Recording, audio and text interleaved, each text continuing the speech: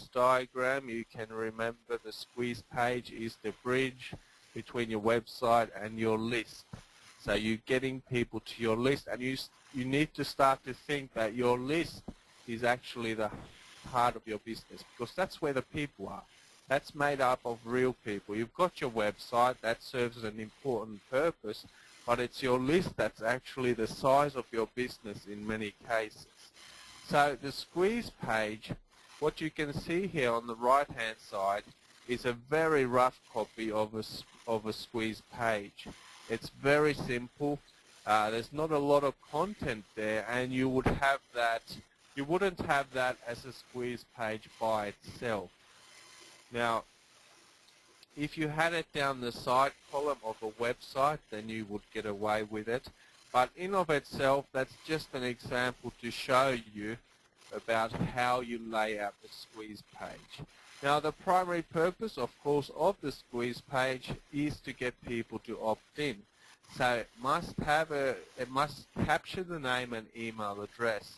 And here you can see the box, and we've got your name, your email, and opt-in. Now, when you sign up for an autoresponder service, a mailing list management service, they will show you how to generate an opt-in box like this. And often you can just paste that into your blog, or you can paste it into your website. And that's one thing that you should invest in. You should invest in having a good I would recommend a third-party service for your prospects.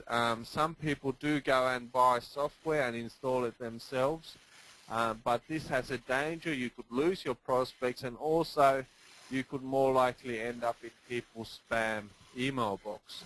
So you want to use one of the main players when you go and get your email management software. You want to use a third-party service, and it's going to cost you about $20 a month. So your squeeze page needs to be compelling, and it needs to have an incentive. So if you're going to expect people to opt into your mailing list, they're going to need to know what's in it for them. So they're going to need to know, okay, what am I getting out of this, and what am I getting out of this right now? So you can't just say, put your name and email address here, and I'll send you a wonderful newsletter every week. People are not going to opt into that.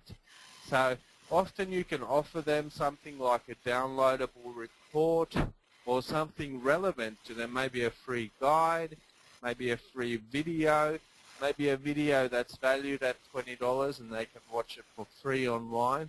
But you need to have an incentive to get people to opt in. Now, the most important part about your copy, or about what you're offering, I would say, is that it's highly targeted. And that should be the same model for your online business. So if you're building an internet business, maybe you've already got a blog set up, most likely that blog would be targeted to a certain niche or a certain group of people. So the more targeted you can be, the more chance you have that you're going to make it, because you can't compete something for everybody sort of level. You need to be very targeted with your internet business, and you need to be very targeted with your squeeze page. So the more targeted you can be with your squeeze page, you talk to one person, you talk about their situation, you talk in their language, then the more opt-ins you're going to get. You're going to get more people to opt in, and that's what we want. Out of every 100, we want possibly 20 people to opt in, which is absolutely great. If you get a 10% opt-in ratio, that's still good, but you need to try to get these things fairly right in order to be able to get those sort of numbers. Another thing we want is we want it to be personal. So this is having a personal approach instead of the corporate approach where you have a sort of a corporate website. Maybe you have a picture of a big office building and so forth, and you get people to opt in. Well, people think that's what people want, but that's actually not what they want. People want personal. They want a real person on the other end. And the way I've done this here is you can see I've put a photo of myself down here on the right hand bottom corner, and I've also put a signature, and that makes it rather personal. So if you even just add your photo and your name, that's quite good. Some people will put a phone number as well. That makes it more personal. So make it personal. Make it feel like it's one person to another. Hey, I'm on your level. I can help you out. I know how you feel. I've been there. I've come out of that same situation. You know, speak to their language, feel what they're feeling, and make it personal. One person helping another. And then you want to have it single purpose. If you're building a squeeze page, and that's what we're talking about today, generally you're going to have a single purpose squeeze page, which simply means that the one purpose of this web page is to get people on the list. Now, the way that comes out is that you would not put any other advertising, you wouldn't put AdSense on there, you wouldn't put other affiliate offers there on that page.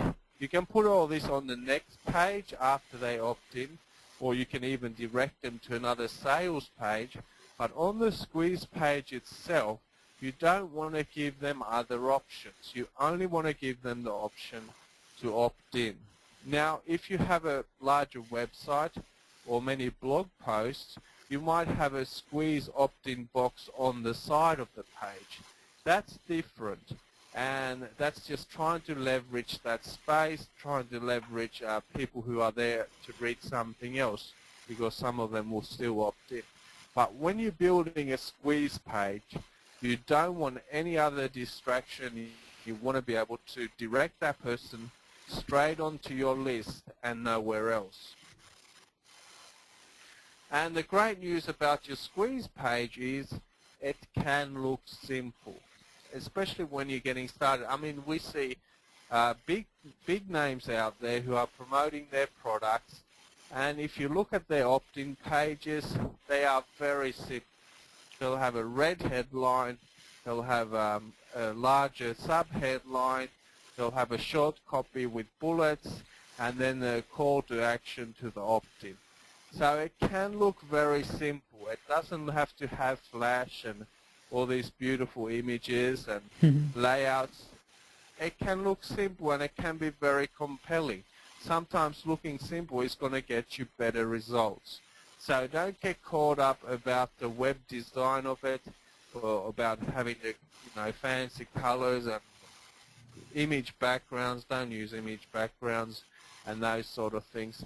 Keep it simple, and it's about the words. It's about how you lay it out. It's about what you say. So it can look very simple and yet be often even more effective than a flash-looking site. And you're going to need a privacy policy. So this is just a legal requirement because you are getting people's contact details.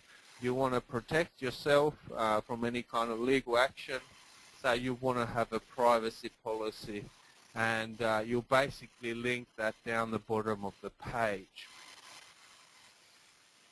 And you need contact details. Once again, you want to be personal, you want to be contactable, you don't want to be invisible.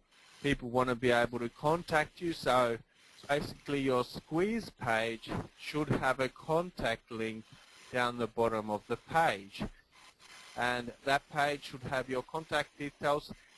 Don't just put your email there, because the chances are you'll end up being spammed. There are many robots out there just grabbing people's email addresses and spamming you advertisements. So instead of that, if you have a script that has a contact form, that's the best option to have.